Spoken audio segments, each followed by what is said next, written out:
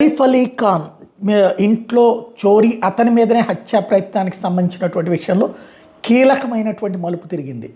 గతంలో ఎట్లయితే ముంబై మీద దాడుల సందర్భంలో మత కలహాలు సృష్టించడం కోసం అని చెప్పేసి హిందూ పేర్లతోనే వచ్చినటువంటి వాళ్ళు, అంటే మత కలహాలు జరగాలి, హిందువుల్ని చంపారని ముస్లింలు ఫీల్ అవ్వాలి అన్నటువంటి కోణంలో, తద్వారా ఎవరన్నా కనుక ఇట్లాగా ముస్లింల వైపు నుండి జరిగిందంటే అబ్బాయి అదేం కాదు, మీ వాళ్ళే మీరు చంపితే మా పేర్లు పెడుతున్నారా అంటూ వాళ్ళల్లో ఒక విభేదం రావాలి అన్నటువంటి ఉద్దేశంతో చేసుకొచ్చారు.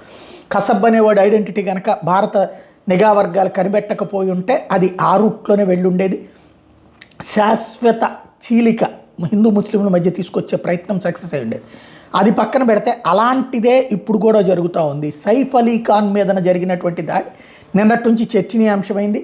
తర్వాత ఎవడైతే దాక్కున్నటువంటి వాడిని, తప్పించుకున్నటువంటి నిందితుడు విజయ్ దాస్ అని చెప్పుకొచ్చాడు.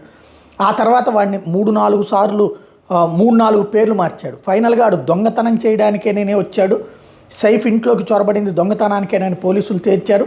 అదే సందర్భంలో సైఫుల్ ఇస్లాం వాడి పేరు అన్నటువంటి విషయం తేలింది. వాడు అసలు పేరు సైఫుల్ ఇస్లాం, కానీ హిందూ పేరుతో చలామణి అవుతున్నాడు.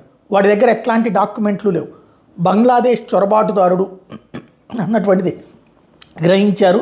ప్రస్తుతం వాడికి సంబంధించినటువంటి పూర్తి వివరాలు సేకరిస్తున్నారు. విజయదాస్ అనే పేరుతో చలామణి అవుతూ భారతదేశంలో ఇలాంటి దొంగతనాలు ఇట్లాంటి వాటికి సంబంధించి చేశాడని వాడికి 30 ఏళ్ళు అన్నటువంటి విషయాన్ని తేల్చారు.